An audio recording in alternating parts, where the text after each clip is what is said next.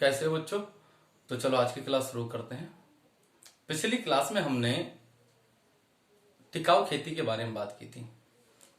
तो इस प्रकार हमारा जो लेसन नंबर 2 है वो कंप्लीट हो चुका है, यानी कि जीवान जो खेती हम लेसन पढ़ रहे थे वो कंप्लीट हो चुका है। आज हम बात करेंगे सिंचाई के बारे में।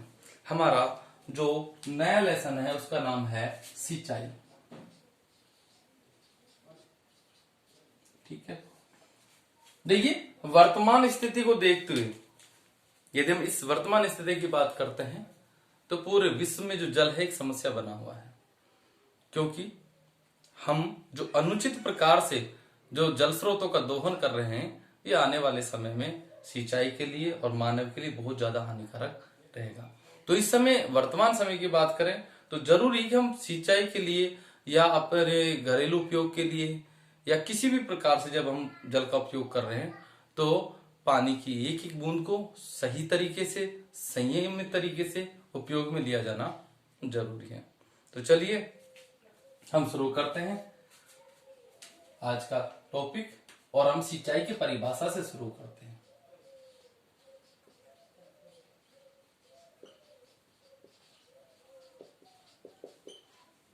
ठीक है, तो देखिए सिंचाई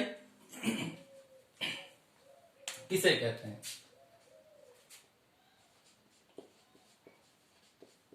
पौधों की वृद्धि के लिए भूमि में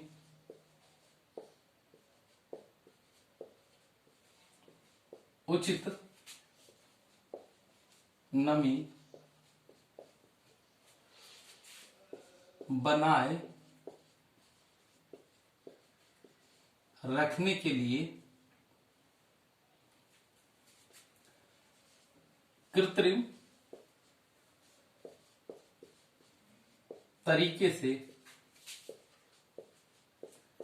जल देने की प्रक्रिया सिंचाई कहलाती है। ठीक है, पौधों की वृद्धि के लिए भूमि में उचित नमी बनाए रखने के लिए कृत्रिम तरीके से जल देने की जो प्रक्रिया है उसे ही सिंचाई के नाम से जाना जाता है। ठीक है, अब हम बात करते हैं सिंचाई के उद्देश्य की।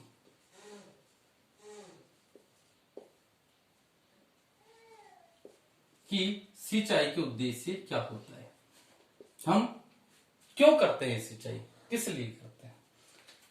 देखिए 5 छोटे छोटे बिंदु हैं, इनको याद रखेंगे, उसी से आसानी से हम बना लेंगे। पहला लवण, ठीक है। दूसरा पौधे के चारों ओर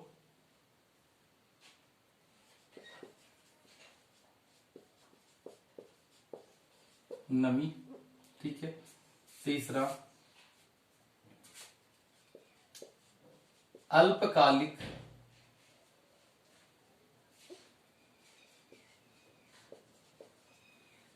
सूखे से बचाने के लिए, ठीक है, वृद्धि के लिए और पाला। देखिए सिंचाई का उद्देश्य क्या है? सबसे पहला उद्देश्य क्या है सिंचाई का कि जब फसलों में लगातार उर्वरक का उपयोग किया जाता है तो भूमि में लवणों की मात्रा बढ़ जाती है, अर्थात जो भूमि होती है वो लवणीय हो जाती है।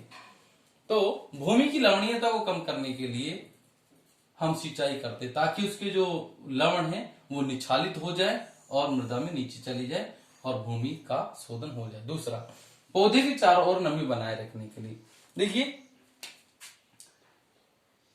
जो पौधे होते हैं उन पौधों के चारों ओर वाष्पोत्सर्जन द्वारा जो पानी निकलता है, इन पौधों के चारों ओर एक नमी युक्त और ठंडा वातावरण का निर्माण हो जाता है। और यदि हम सिंचाई नहीं करेंगे, मृदा में पानी की कमी होगी तो ये नमी नहीं होगी। तो इसलिए पौधे के चारों ओर नमीयुक्त वातावरण बनाए रखने के लिए सिंचाई करना जरूरी हो जाता है।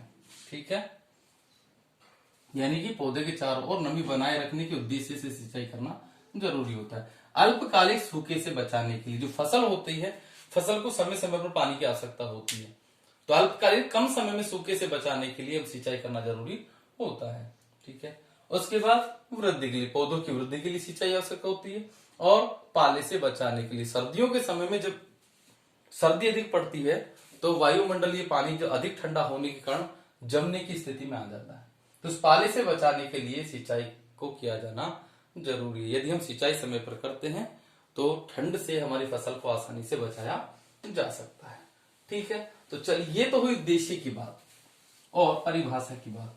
अब हम बात करते हैं सिंचाई कब करें।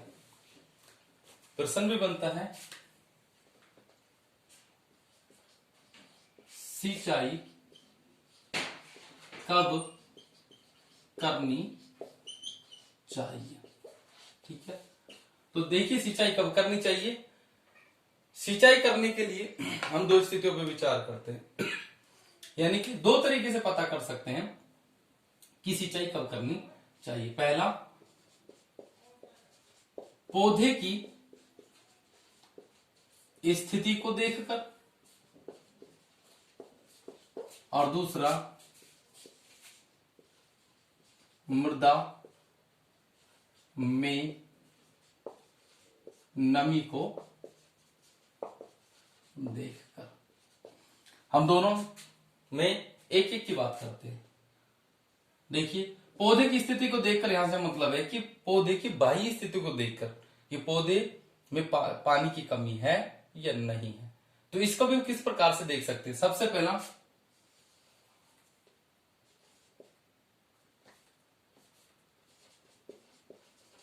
पौधे की बाह्य स्थिति देखकर, यहां पर बाह्य स्थिति देखने का मतलब ये निकलता है कि हम सुबह के समय और दोपहर के समय खेत में जाएं और पौधे की स्थिति का अवलोकन करें। यदि पौधा लगातार 2 दिन तक सुबह के समय या दोपहर के समय मुरझाया हुआ मिलता है तो इसका मतलब ये कि हमें सिंचाई करने की आवश्यकता है। दूसरा, पत्ती में जल की मात्रा देखकर। पत्ती में जल की मात्रा का देखने का मतलब है कि पत्ती का जल विभव क्या है। अगर आवश्यकता है तो पानी देना चाहिए, कि पत्ती में कहीं जल की कमी तो नहीं पड़े। अर्थात मैं कह सकता हूं सीधा सा कि पत्ती में जल की मात्रा को नापते हैं कि कम है या स्थिति के अनुसार है, यानी कि आवश्यकता के अनुसार है। अगर कम है तो जल देना चाहिए। तीसरा, पत्ती का ताप माप कर। देखिए, होता क्या है, पत्ती के ताप माप कर, पत्ती का तापमान अधिक है या कम है। जब मृदा में जल की कमी होती है तो उस समय क्या होता है, जो हमारी फसल होती है उस फसल में पानी ऊपर की ओर कम चढ़ता है। ठीक है। वाष्पोत्सर्जन में कमी आ जाती है। वाष्पोत्सर्जन की दर में कमी होने के कारण जो पौधे के जो रंध्र है वो बंद हो जाते हैं, और पौधे के रंध्र बंद होने के कारण पौधे के चारों ओर तापमान में क्या हो जाती है, वृद्धि हो जाती है, यानी कि नमी की कमी आ जाती है। तो ऐसी स्थिति में जो पत्ती का ताप है वो बढ़ जाता है। यदि पत्ती का ताप बढ़ा हुआ है, जिसका मतलब ये निकलता है कि फसल को पानी देने की आवश्यकता है। तो इस प्रकार से पौधे की बाह्य स्थिति को देखकर, पत्ती में जल की मात्रा को देखकर, ठीक है, पत्ती का ताप माप कर हम आसानी से पता कर सकते हैं कि फसल को पानी देने की आवश्यकता है या नहीं है। ठीक। अब इसमें दूसरा आता है मृदा में नमी को देखकर। तो मृदा में नमी को देखकर किस प्रकार से, तो देखिए, ये मृदा की ऊपरी सतह है, ठीक है, और नीचे तक ये मृदा है। ठीक है। मृदा में जो पानी होता है, जल जो होता है, ये तो ऊपर की सूखी परत है, इससे ऊपर, ठीक है, और ये ऊपरी परत है, ये निचली परत है। ये दोनों परतों के जो बीच का स्थान है, यहां पर जो जल उपस्थित होता है, यह जल पौधों के लिए प्राप्ति जल होता है, यानी कि पौधों को उपलब्ध होने वाला जल होता है। ये ऊपरी परत है और ये निचली परत है जल की, मृदा के अंदर। ऊपरी परत कहलाती है क्षेत्र सीमा, और जो निचली परत है वो कहलाती है स्थायी म्लानी बिंदु।